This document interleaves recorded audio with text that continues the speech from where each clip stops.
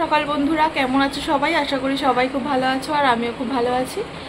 নতুন একটা ভিডিওতে তোমাদের সবাইকে স্বাগত। তো আজ রথযাত্রা, সবাইকে জানাই শুভ রথযাত্রার প্রীতি ও শুভেচ্ছা।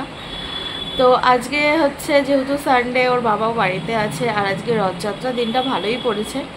আর মামাম দেখো এখনও ঘুমাচ্ছে, এখন প্রায় 10:30 বেজে গেছে, কিন্তু ম্যাডাম ঘুমাচ্ছে। এতক্ষণ আমি দরজাটা খুলে দিয়েছি বলে চোখে হাত দিয়ে ঘুমিয়েছিল, আবার দেখছে দেখো ক্যামেরার দিকে টুকটুক করে।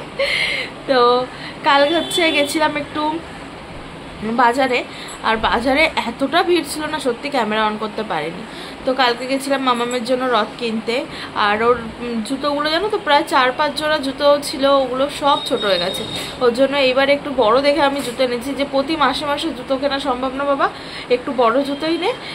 কিন্তু মানে তোমার দু জোড়া জুতো এনেছি, 2 জোড়া জুতো একটু বড় বড়ই এনেছি, যাতে কটা দিন পরতে পারে, অন্তত 3-4 মাস তো পরতে পারে বলো, নইলে প্রতি মাসে মাসে জুতো কিনবো। এবার সত্যি কথা বলতে আমাদের এখন আর যাওয়াও হয় না, যেহেতু ওর বাবা অফিসে চলে যায়, ওর জন্য আমাদের এখন আর যাওয়াও হয় না মানে বাজারের দিকে। আর কবে থেকে মেয়েটার পায়ে জুতোটা পরতে অসুবিধা হয়, কিন্তু কবে থেকে যাব করে না আর যাওয়া হচ্ছিল না। তো কালকেই সুযোগ ছিল, কালকেই গিয়ে ওর জন্য একবারে কাজ মিটিয়ে এসেছি, জুতো টুতো কিনে রথ কিনে তারপরে বাড়ি এসেছি।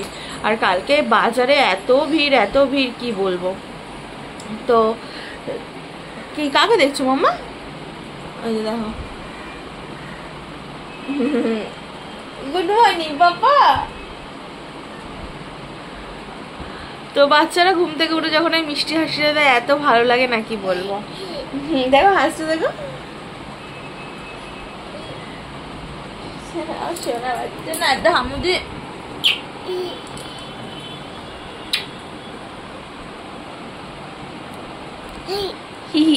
বলো বিকালে আমি রথ নিয়ে বেরোবো, তোমরা দেখবে কিন্তু। হ্যাঁ, আমি রথ নিয়ে বেরোবো কিন্তু বিকালে। তো কালকে রথ দেখে কি আনন্দ পাচ্ছিল জানো না। তারপরে রথ কিনেছি, একতলায় রথ কিনেছি, কারণ ও যেহেতু ছোটো তো ওর জন্য একতলায় রথ কিনেছি। না হলে ও রথ টানবে না, ও দৌড়াবে জানি না, আজকে কি করবে তাও আমি জানি না। রথ ওকে টানবে না ও রথকে টানবে, তাই তো পাপা? ঘুম থেকে উঠেই একটা মিষ্টি হাসি দিয়ে দিলাম, মানে আজকে সারাদিনটা খুব ভালো কাটবে আমার। তো চলো বন্ধুরা, আজকে যেহেতু রথের দিন, ভাবছি যেহেতু বিকালে একটু ঠাকুর নিয়ে বেরোবো, ওর জন্য আজকে আর মাছ টাছ কিছু করবো না। ফ্রিজে ছিল কিছু মাছ ছিল, তারপরে পনিরও ছিল, তো আজকে পনিরটাও করব না। আজকে একটু ভাবছি করব তোমার, আজকে করব একটু ডালিয়া, কারণ ডালিয়াটা অনেক দিন থেকে খাবো করার খাওয়া হচ্ছে না। তো দেখি আজকে কি করি।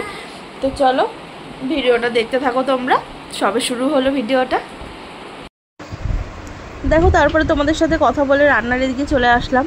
আর এদিকে তোমার আজকে করবো বললাম ডালিয়া, আর ডালিয়া, আলু ভাজা, পটল ভাজা আর কাঁকরোল ভাজা। তো এই ভাজা দিয়েই আজকে খাওয়া হবে।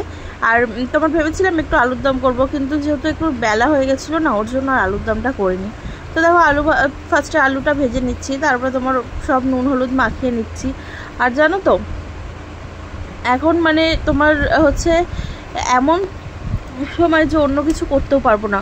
ওর বাবাকে বলেছিলাম যে হ্যাঁ কেউ একটু পোলাও করি, বলছে না আজকে পোলাও করতে হবে না। তো এবার তারপরে বাবাও যেহেতু অনেকদিন থেকে ডালিয়া খাবে করছিল, আর সবজিও ছিল ঘরে অনেক কটাই, তো ওর জন্য ডালিয়াটা করে ফেললাম। যদি সবজি না থাকতো আমি ডালিয়া করতাম না, কারণ সত্যি কথা বলতে কি বলো তো, আমার না সবজি ছাড়া ডালিয়াটা একদমই ভালো লাগে না। তো ঘরে সব সবজিও ছিল, ওর জন্য আমি ডালিয়াটা আরও করে ফেললাম। আর আমাদের এই কাঁকরোল ভাজা বলো, আলু ভাজা বলো, পটল ভাজা বলো, এগুলো সব ওর বাবা ভালোই খায়। তো ওর বাবার জন্যই, আদার্স অন্য কিছু খাবে না, শুধু এগুলো ভাজাভুজিটা দিয়েই খাবে ওর বাবা। তো ভেবেছিলাম একটু পাঁপড়ও ভাজবো, তো আর পাঁপড়টা ভাজলাম না, একবারে সন্ধ্যেবেলা যখন পাঁপড় ভাজা হবে তো তখনই খাবো, আর এখন খাবো না। আর তারপরে তোমার মামামটা এদিকে মা করে যাচ্ছে, এই করে মানে যত পারছি আমি তত তাড়াতাড়ি রান্না করার চেষ্টা করছি জানো না। তারপরে দেখো সব কিছু টুকটুক করে ভেজে নিলাম, অল্প অল্প করেই সব কেটেছিলাম।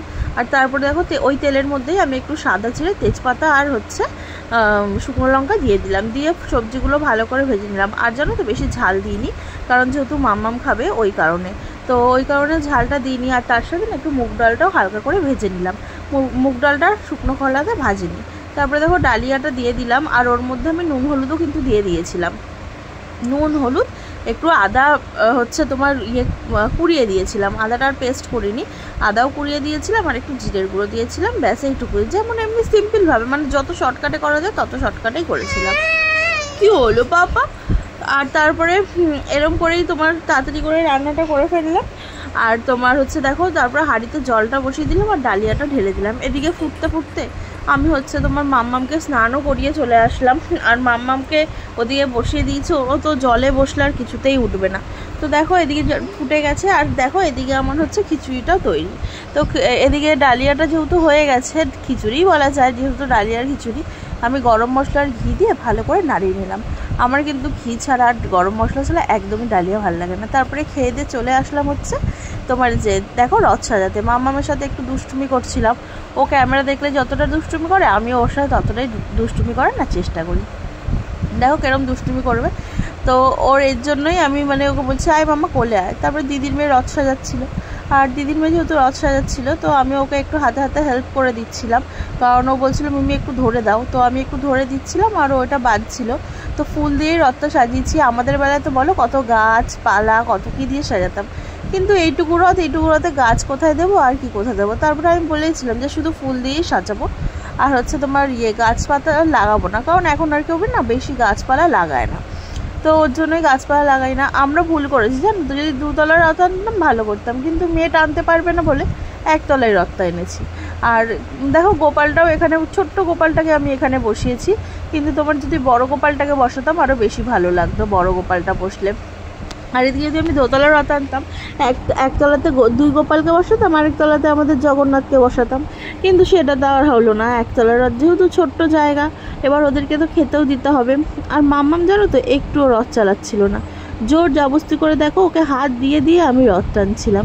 আর কালকে না একটু শাড়ি পরেছিলাম, কারণ কি জানো তো শাড়িটা অনেক দিন পরা হয় না, সেই কারণে শাড়ি পরেছিলাম।